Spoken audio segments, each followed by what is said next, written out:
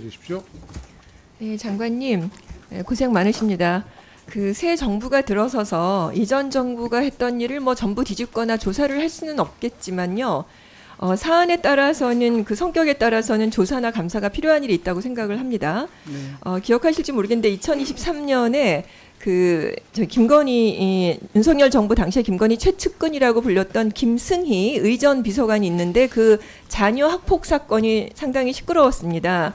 근데 성남 모초등학교에 3학년으로 다녔던 아이인데 2학년 후배를 화장실에 데려가서 변기에 앉히고는 그 리코더하고 그 뭐 우산 이런 걸로 얼굴과 머리를 막 때려가지고 전치 구주에 상해를 입혔어요. 그런데다가 얼굴 각막도 훼손이 되었고 그 눈 부상만 전치 또 육지였다고 합니다. 그런데 처분 결과가 어땠는가 하면은 학급 교체만 하게 한 거예요. 그러니까 강제로 전학을 처분해야 되는 그 기준이 16점인데 15점으로 1점이 모자랐다고 합니다.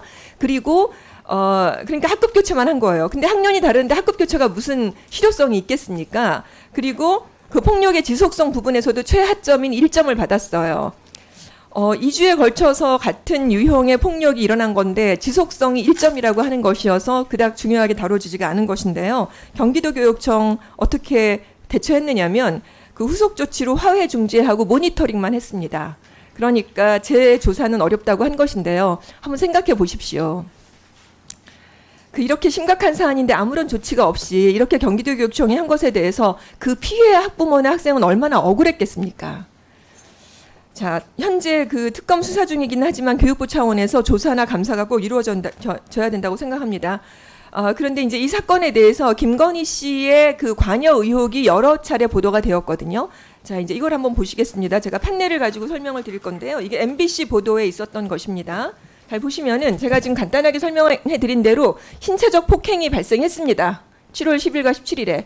그리고 전치 구주에 심각한 상해를 입혔죠. 그리고 그 19일에는 긴급 조치로 출석 정지의 명령을 내립니다. 그런데 그 같은 날 그 가해 학생의 학부모가 SNS 프로필에다가 윤석열과 함께 찍은 사진을 올립니다.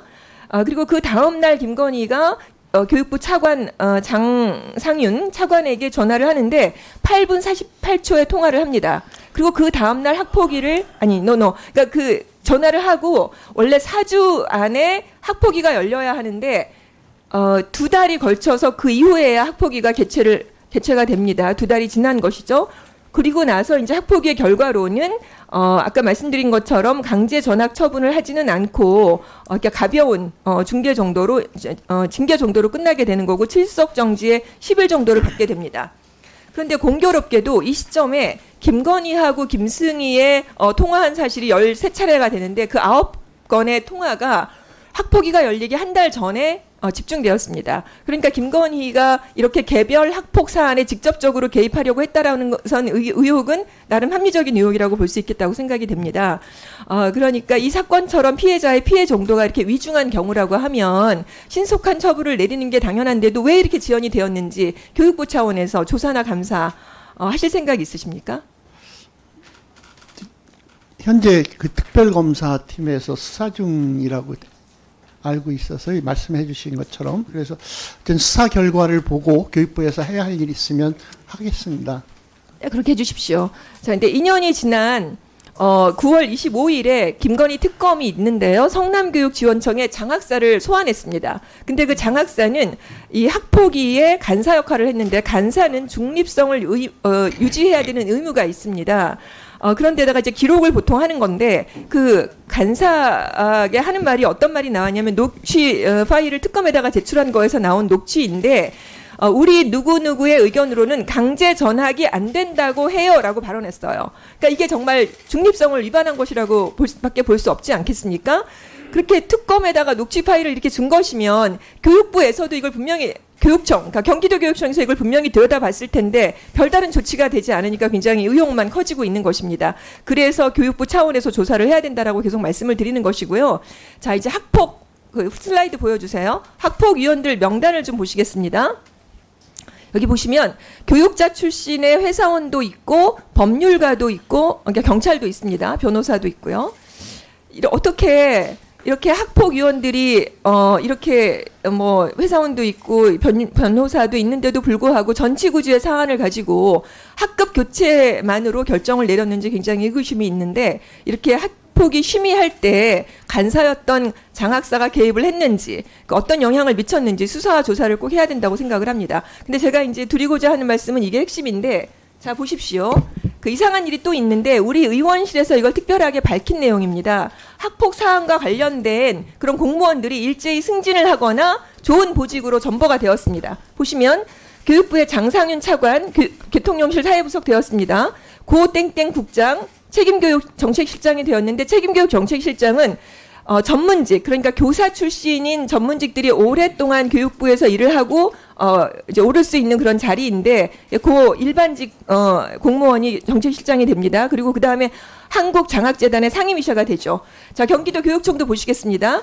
이 모 교육감, 부교육감은 대교협 사무총장이 되는 등 경기도 교육청에도 이 관련된 일을 한 사람들이 이렇게 인사가 보직이 좋은 보직으로 가게 되는 것입니다. 근데 성남교육지원청을 좀 집중해서 보시죠. 성남의 교육장이던 사람이 본청의 디지털 인재국장이 되는데, 이거는 8대1의 경쟁을 뚫은 것이고요. 그 다음에 성남교육청의 교육국장이 연천교육장이 됩니다. 그리고 성남교육청의 학교지원국장이 또 포천교육장이 됩니다. 교육계에 계시는 분들은 다 아시겠지만 교육장이 되려고 하면 본청의 과장이나 교육지원청의 국장, 그리고 한 40여 명 되는데요. 그리고 초중고 교장이 한 2천여 명 됩니다. 그런 분들이 경쟁해서 갈 수 있는 자리인데, 성남교육지원청이 이렇게 2명의 교육장을 배출하게 되는 것이에요. 그렇다면 성남교육지원청 무슨 특별한 공과가 뭐가 있다는 것입니까? 자, 이렇게 일방적인, 이렇게 된다고 하면 보통 사람들, 그러니까 보통 일반 학생과 학부모들은 이렇게 학교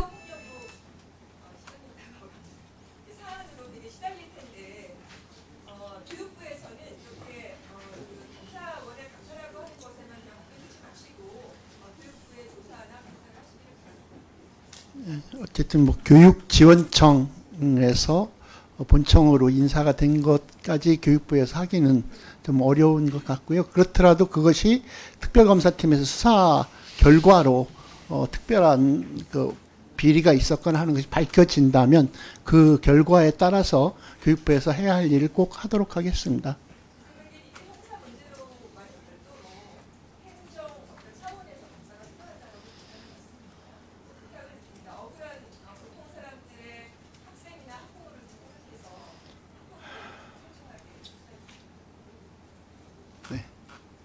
네, 김승희 전 비서관 문제야 뭐 저도 재선 국회의원 때 제가 제기했던 문제인데요.